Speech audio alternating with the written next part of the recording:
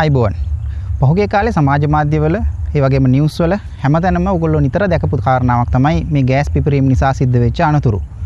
ඉතින් මේ පිළිබඳව අපි කලිනුත් වීඩියෝ එකක් කළා. කොහොමද ගෑස් පිපිරීමක් වෙන්නේ? එහෙම නැත්නම් ගෑස් කාන්දුවක් වෙන්නේ කොහොමද? මේකෙන් ආරක්ෂා වෙන්නේ කොහොමද? ඒ ආදි වශයෙන් විවිධ දේවල් අපි මීට කලිනුත් කතා කරා. ඉතින් අපි කල්පනා කරා කොහොමද මුළු තැන්ගයකට ගෑස් කාන්දුවක් වුණොත් එහෙම පුපුරන්නේ කියලා පරීක්ෂණයක් කරලා බලන්න. මොකද හැම කෙනෙක්ම මේ ගැන කතා කරාට සමහර අය කතා කරනවා ගෑස් කාන්දු වෙලා ගෑස් ටැංකිය පුපුරනවා කියලා. නමුත් කියන්න ඕන කාරණාවක් තමයි ගොඩක් වෙලාවට වෙන්නේ ගෑස් කාන්දුවකින් ගෑස් ටැංකියක් පුපුරන්නේ නැහැ. ගොඩක් වෙලාවට මුළු තැන්ගයක වෙන වැඩේ තමයි ගෑස් කාන්දුවක් වෙලා මේකට අවශ්‍ය කරන තාපය එහෙමත් නැත්නම් ගිනි පුළිඟුවක් යම් ආකාරයකට ඇති වුණොත් මේ කුස්සිය පුපුරා යන එක තමයි හැමතැනකදීම අපි පස්සේ පරීක්ෂණ වලින් ගොඩක් අයගේ සනාථ වෙච්ච කාරණාව. ඉතින් අපි කල්පනා කරා මුළු තැන්ගයකට යම් ප්‍රමාණයකට ගෑස් කාන්දුවක් කරලා අපි බලාපොරොත්තු වෙනවා මේ කුස්සියක ආකෘතියක් නිර්මාණය කරලා තියෙනවා. මේක වීඩියෝ එකකදී කොහොමද බලන්නේ කියලා අපිට එළියට පේන්න අවශ්‍ය නිසා අපි මේකට ඇක්‍රලික් ෂීට් එකක් පාවිච්චි කරලා ඇතුළ පේන විදිහට අපි මේක නිර්මාණය කරලා තියෙනවා. ඉතින් අපි බලමු කොහොමද මේක පුපුරනවද ගිනි ගන්නවද එහෙම නැත්නම් මොකද වෙන්නේ කියන කාරණාව. විශේෂයෙන්ම අපි මේකේ සංයුතියෙන් 10% විතර තමයි ගෑස් පුරවන්න බලාපොරොත්තු වෙන්නේ. ඕගොල්ලෝ දන්නවා ගිනි ත්‍රිකෝණයක් සම්පූර්ණ වෙන්න නම් ඔක්සිජන් ඕනේ. ඒ වගේම ගිනි පුළිඟුවක් ඕන.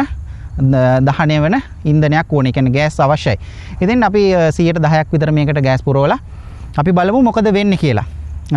ඒ වගේම තමයි විශේෂයෙන් කියන්නට ඕනේ මේ පරීක්ෂණය මේ අත්හදා බැලීම ඔයගොල්ලෝ ගෙදර කරන්නට උත්සාහ කරන්න එපා. මොකද මේක අපි කරන්නේ විශේෂිත පාලිත තත්ත්වයන් යටතේ. ඒ වගේම විශේෂිත ආරක්ෂිත උපක්‍රම කීපයක් අපි මෙතන පාවිච්චි කරලා තියෙනවා. අපිට මේකට සහාය වෙන්න ඉංජිනේරු යසිත් වික්‍රමසිංහ මහත්මයා ඉන්නවා. ඒ වගේම ෆයර් ඩිෆෙන්ස් ඉංජිනේරින් ආයතනය මේකේ ආරක්ෂාව සහ මේකට අවශ්‍ය කරන දැනුම අපිට ලබා දෙමින් ඔවුනුත් අපිත් එක්ක ඉන්නවා. ඉතින් මේක කොයි වෙලාවකවත් විශේෂයෙන් ළමයි එහෙම මේක උත්සාහ කරන්නට එපා. ගෙදර පරීක්ෂා කරන්නට අපි මේකේ බලාපොරොත්තු වෙන්නේ ඇත්තට මේ සමාජ මාධ්‍යවල නිවුස් වල කතා කරපු කාරණාවන් ඇත්තද මොකද වෙන්නේ කියලා අපිත් බලමු. මොකද අපිත් දන්නේ නැහැ මේක කොහොමද වෙන්නේ කියලා. අපි හරියටම බලමු මොකද වෙන්නේ කියලා.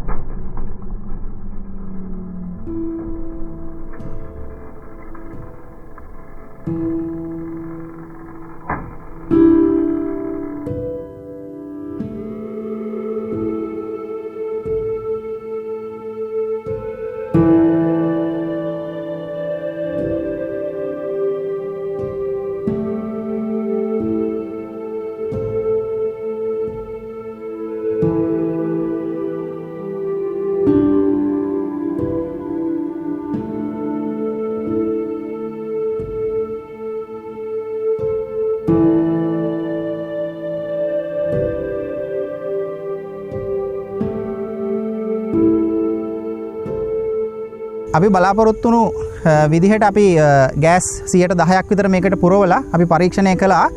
ඉතින් අපිට දකින්න පුළුවන් වෙච්ච කාරණාව තමයි මේක මුළු කුස්සියම පිපිරීමකට ලක් වුණා.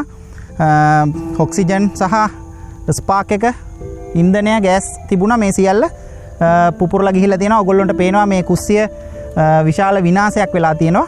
අද අපේ කටයුත්තට සහයෝගය ලබා දුන්නා ගීට් ටෙක්නොලොජිස් ආයතනයේ කළමනාකාර අධ්‍යක්ෂකතුමා ඉංජිනේරු යසිත් වික්‍රමසිංහ මහත්මයා. ඒ වගේම ෆයර් ඩිෆෙන්ස් ඉංජිනේරින් ආයතනය වෙනුවෙන් ලසිත චාමර මහත්මයා සහ ඔහුගේ පිරිවර මේ කටයුත්තට සහයෝගය ලබා දුන්නා. ඉතින් ආයමත් මේ වගේ වීඩියෝ එකකින් දැනුමත් අරගෙන අපි ඔයගොල්ලෝ හම්බෙන්න ඉක්මනින් වෙනවා.